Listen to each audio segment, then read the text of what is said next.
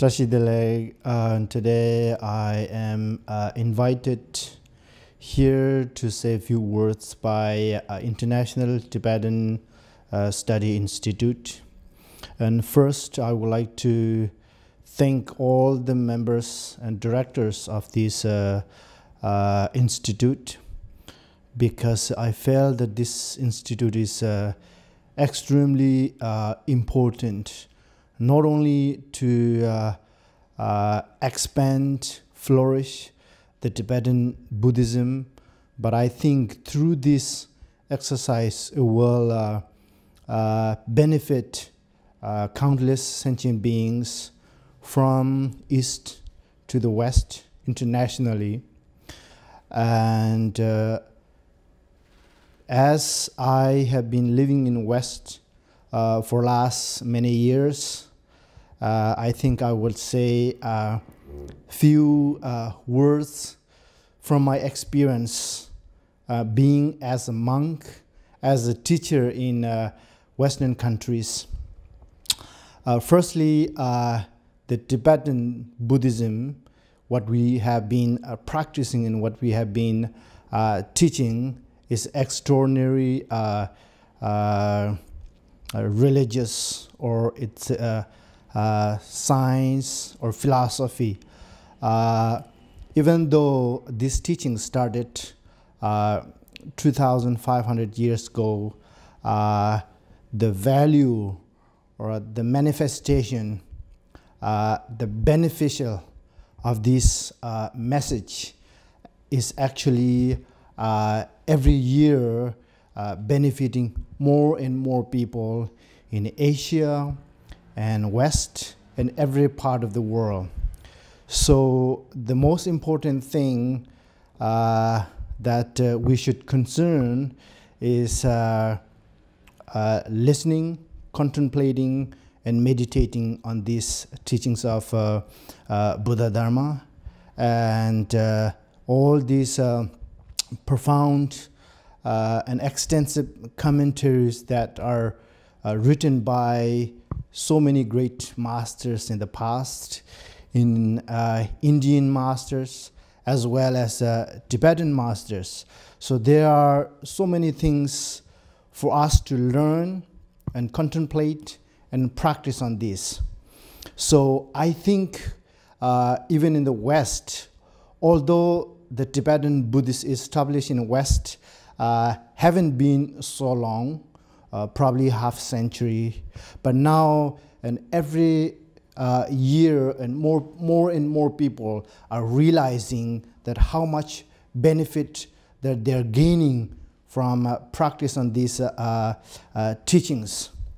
So of course it's really important for all of us to listening and contemplating and then meditate, because what Buddha said was only thing that I can do is I can show you the truth, and you have to practice on the truth, then you will achieve the liberation. So I cannot pick you up from the samsara and drop you in nirvana. So based on this, there are so much things to learn, and more you learn and more you understand.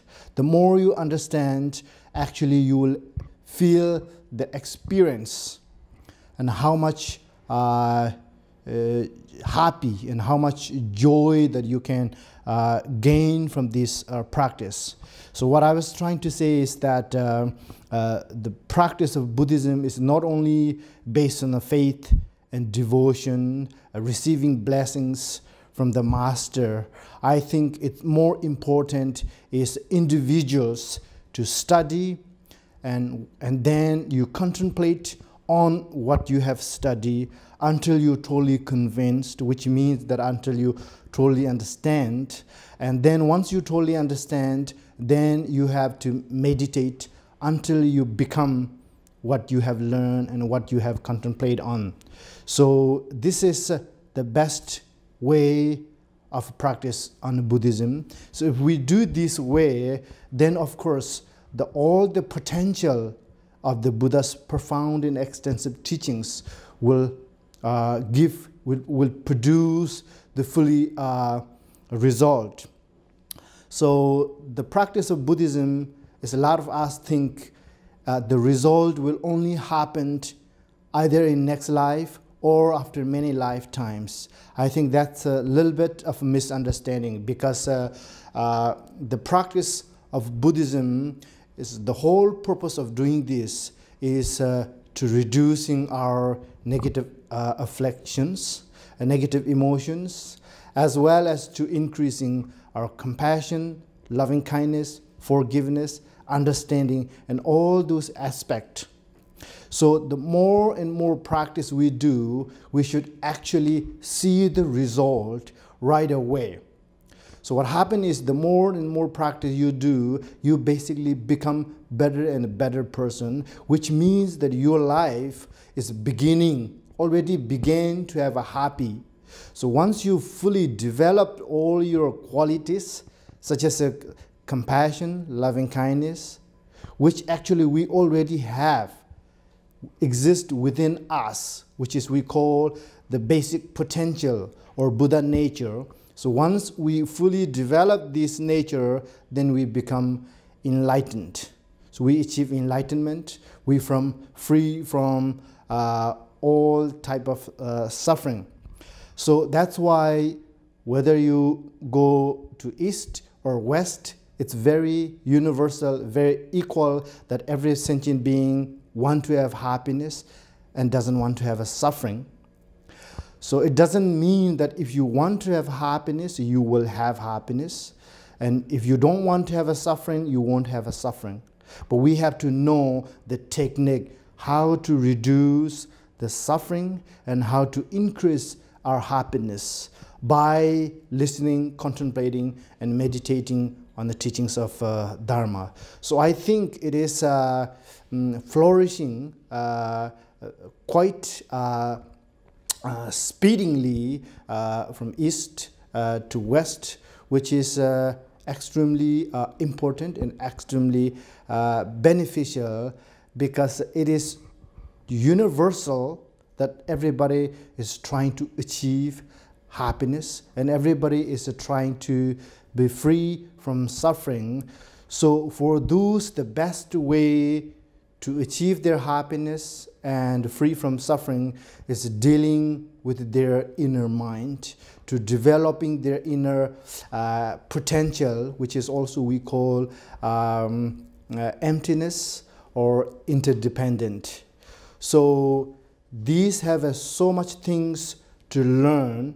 So that's why Buddha says, first you have to learn, and then you have to practice. So these two things have to combine together to give ourselves and others to give the real happiness. As I say again, if we are lack of these, listening, contemplating, and meditating on these teachings, there's no other way to achieve our happiness. So the happiness or blessing cannot rain from the sky, and the blessings cannot grow from the earth. So the blessing that we can have is practice on this precious, profound message that Lord Buddha gave 2,500 years ago. So this will never exhaust.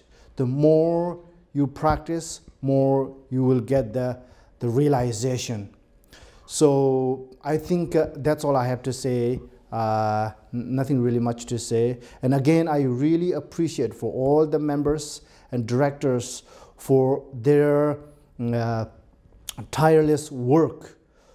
This is, as I say, not only to increasing Tibetan Buddhism, but this will be the root or heart center of the happiness of all sentient beings.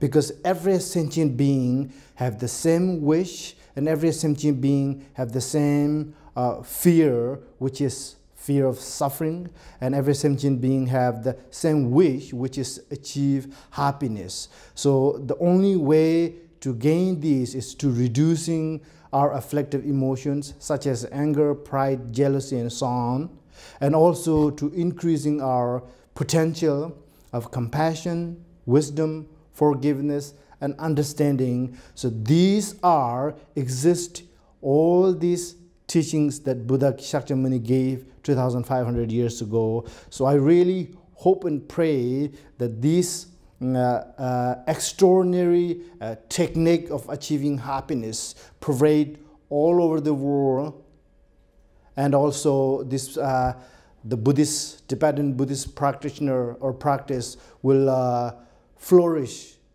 in every part of the world without limit, continues generation to generation, lifetimes to lifetime, and east to west to every part of the world.